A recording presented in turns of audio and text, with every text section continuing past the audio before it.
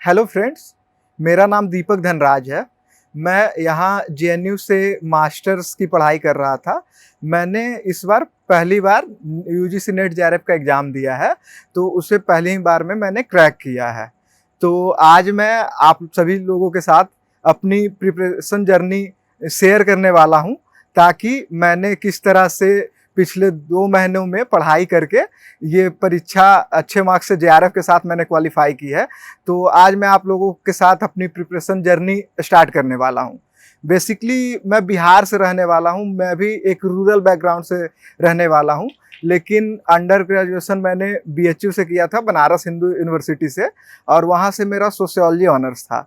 उसके बाद मैंने जेएनयू से मास्टर्स में एडमिशन लिया, मास्टर्स के लिए अप्लाई किया था मैंने, और यहाँ मेरा सिलेक्शन मेडिवल हिस्ट्री से मास्टर्स करने के लिए हुआ था।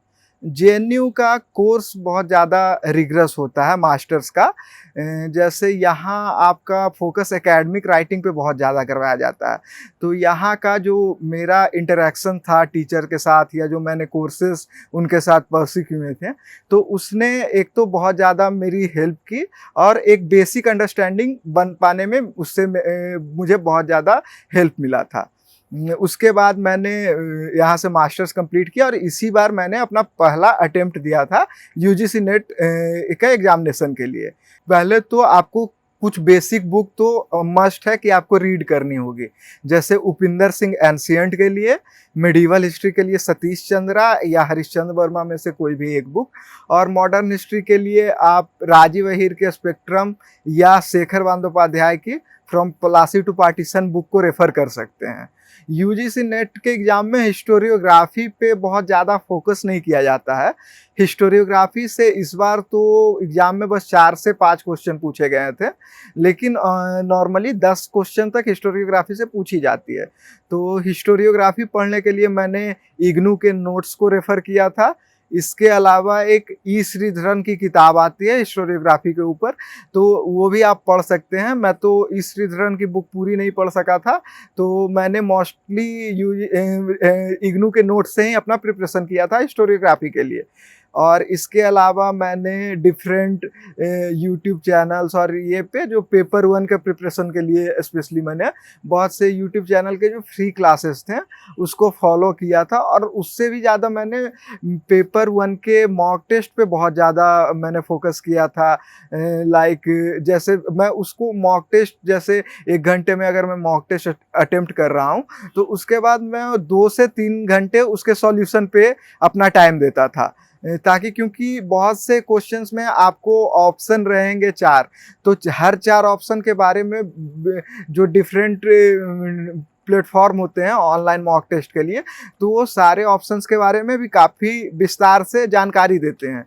तो उस जानकारी के आधार पे हम लोग बाकी ऑप्शंस के बारे में भी एक ब्रीफ आइडिया लग जाता है, जिससे वो एग्ज़ाम देने में या उन ऑप्शन से रिलेटेड अगर कोई क्वेश्चन आपके एग्ज़ाम में आए तो वो पिक करना काफ़ी आसान हो जाता है। इसके लिए मैंने बायजू एग्ज़ाम प्रेप का जो फ्री यूट्यूब क्लासेस था और जो फ्री टेस्ट सीरीज वगैरह थे उसको मैंने रेफ़र किया। इसके अलावा और भी 1-2 टेक्स्ट बुक वगैरह ऐप थी जिस पे जो फ्री मॉक, मैंने सारी तैयारी अपनी सेल्फ स्टडी से ही की है, और पिछले 2 महीनों से ही तैयारी कर रहा था मैं, क्योंकि उसके पहले मेरा मास्टर्स का कोर्स चल रहा था। उसके लिए मुझे सेमिनार पेपर लिखने थे, ट्यूटोरियल लिखने थे।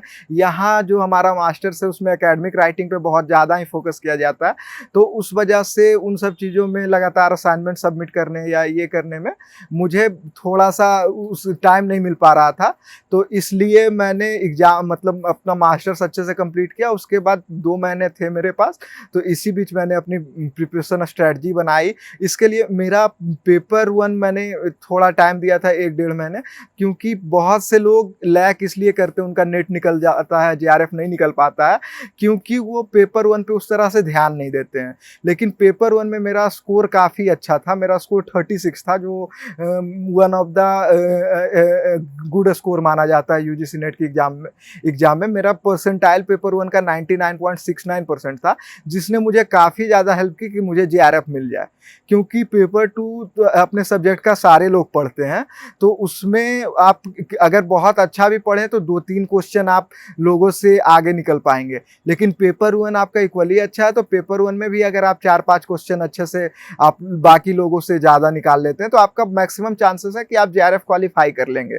पेपर 1 के लिए भी मैंने बहुत से यूट्यूब चैनल्स देखा, उसमें कुछ-कुछ टीचर थे जो अपने वीडियो प्रोवाइड करते थे, उससे मैं किसी एक यूट्यूब चैनल या टीचर पे रिलाय बहुत ज़्यादा नहीं किया, क्योंकि ये होता है ना कि कोई टीचर कोई एक टॉपिक अच्छा पढ़ाता है या कोई एक टॉपिक पे अच्छा वीडियो अवेलेबल होता है। बहुत से फ्री में तो एक्सेस सारे वीडियोज़ का नहीं रहता है, तो उसकी वजह से बहुत से टीचर्स क्या करते हैं कि अपनी 1-2 क्लासेस डाल देते हैं और उसके बाद उस चैप्टर की बाकी क्लासेस वो पेड सब्सक्रिप्शन वाले के लिए। तो मैंने कीवर्ड सर्च किए यूट्यूब पे, लाइक मुझे अगर इंडियन लॉजिक पढ़ना है तो Indian logic for UGC net search करके जो वीडियो मुझे अच्छा लगा अपने अकॉर्डिंग देख के, तो उस वीडियो को मैंने देखा, उसके आधार पे अपने नोट्स बनाए और मैंने सबसे ज़्यादा फोकस वही क्वेश्चन प्रैक्टिस पे किया। प्रीवियस ईयर क्वेश्चन आप सबसे पहले आपको डाउनलोड करने चाहिए टू गेट एन आइडिया कि यूजीसी नेट आपसे पूछता क्या है। तो उसके बाद अगर आप अपनी कमियों को आप एनालाइज कीजिए, स्टार्ट से ही आप थोड़ा-सा आप देखिएगा कि मॉक टेस्ट में बहुत से लोग स्टार्ट में बहुत कम मार्क्स आते हैं, क्योंकि आपका सिलेबस कंप्लीट नहीं होता है, तो बहुत से लोग घबरा जाते हैं कि नहीं मेरा तो बहुत कम मार्क्स आ रहा है, मेरा तो होगा नहीं सिलेक्शन, ये नहीं होगा। लेकिन आप हर दिन अपने आप को इम्प्रूव करते हैं। अगर आप सिलेबस नहीं भी पढ़ें, आप सिर्फ मॉक टेस्ट मारते रहें, तो 10वें मॉक टेस्ट में आपका स्कोर 10-15 नंबर बढ़ ही जाता है। तो उससे, क्योंकि बहुत से क्वेश्चन पैटर्न रिपीट करते हैं, आपको एज रिपीट करता है।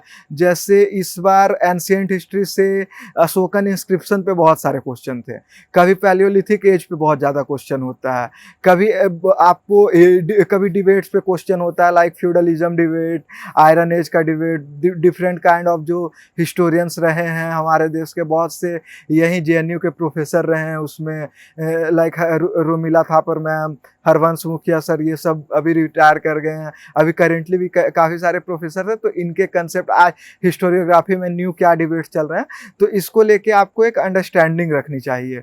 एक कारवा हेरिटेज का यूट्यूब चैनल आता है, उस पे हिस्टोरियोग्राफी के बहुत नए-नए डिबेट या बहुत रिनाउंड प्रोफेसर जो है हमारे देश के, वो उस पे आकर अपनी बातें रखते हैं। उस डिबेट से आपको हिस्ट्री को देखने का एक अलग पर्सपेक्टिव मिलता है। तो जेएनयू ने वो मेरे अंदर भी बिल्ड किया है और आप लोगों के माध्यम से मैं अपनी जर्नी बता रहा हूँ, ताकि आपको भी पता चले कि क्या-क्या चीज़ें अपनी प्रिपरेशन के दौरान चालू करनी है, क्या-क्या चीज़ें आप स्किप कर सकते हैं। तो मेरे सक्सेस का बेसिकली 3-4 ही मेन था। एक तो कंटिन्यूअस स्टडी, दूसरा कि आपकी एक बेसिक अंडरस्टैंडिंग होनी चाहिए हिस्ट्री की, कि आप जैसे सोशल हिस्ट्री पे फोकस कैसे करना है, सबाल्टर्न पर्सपेक्टिव हिस्टोरियोग्राफी का क्या है, नए हिस्टोरियोग्राफी में ट्रेंड क्या चल रहे हैं। क्योंकि हिस्ट्री बहुत से लोग, जो हम लोग स्कूल कॉलेज में पढ़ते थे जब हमारी बेसिक रीडिंग थी, तो हम लोग ये बस नॉर्मली समझते हैं कि हिस्ट्री क्या है। हिस्ट्री राजा लोगों की लड़ाई है, या इसका इतिहास, इस वंश का इतिहास, इस राजा ने इसके खिलाफ युद्ध किया या ये किया, तो हिस्ट्री बस वो नहीं है। सोशल जेएनयू आने के बाद मैंने सीखा कि सोशल हिस्ट्री का सोशल पर्सपेक्टिव क्या है। मतलब हिस्ट्री सिर्फ राजाओं का इतिहास नहीं है, ये ह्यूमन काइंड के डेवलपमेंट का हिस्ट्री है। लाइक कारीगर पर खेती कैसे इमर्ज हुई, उसमें क्या क्या चेंजेज हुए हैं, आज हम जिस तरह के कपड़े पहन रहे हैं वो कैसे आए, आज हम जिस तरह का आर्ट फॉर्म देख रहे हैं वो कैसे कैसे धीरे धीरे डिफरेंट एजेज में डेवलप हुआ, किन लोगों ने उसके लिए अपना बहुत योगदान दिया। फिर इकोनॉमिक हिस्ट्री, कैसे उस समय की इकोनॉमी क्या थी, लोगों की डिपेंडेंसी किन चीज़ों पे थी। तो हिस्ट्री ये भी है, ये समझने का भी मौका मिलता है, ये समझदारी भी हमारी रहनी चाहिए, क्योंकि एनटीए में डायरेक्ट फैक्ट्स भी नहीं पूछे जाते हैं। इसके अलावा रीजनल हिस्ट्री पे भी उनका फोकस रहता है। लाइक इस बार के एग्जाम में भी कश्मीर के, गुजरात के और भी बहुत से रीजनल डायनेस्टी और वहाँ के छोटे-छोटे राजाओं के ऊपर भी क्वेश्चंस बने थे। फिर बहुत से आपका जैसे डायरेक्ट ह्यूमन काइंड जब इवॉल्व हुआ, मतलब आज हम लोग जो हैं जिस एज में हैं, वो बनने में किस-किस फैक्टर्स ने सबसे ज़्यादा रोल प्ले किया। लाइक आग का आविष्कार या पहिए का आविष्कार, तो इन सब छोटी-छोटी चीज़ों ने ह्यूमन काइंड को आज यहाँ तक पहुँचाया है।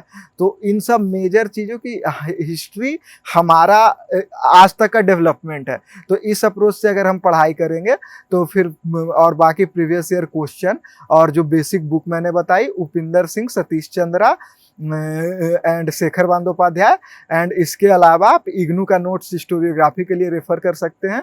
ये चीज़ें बहुत काम करेगी और आप लोग कंटिन्यूटी के साथ पढ़ाई कीजिए। तो मेरा आप लोगों को भी शुभकामनाएं हैं कि आप लोग भी जब अपीयर करें तो मेरी प्रिपरेशन जर्नी से आप लोग को अगर थोड़ा बहुत भी लाभ लेते हुए एग्ज़ाम क्वालिफाई करते हैं तो मुझे भी बहुत खुशी होगी। शुक्रिया।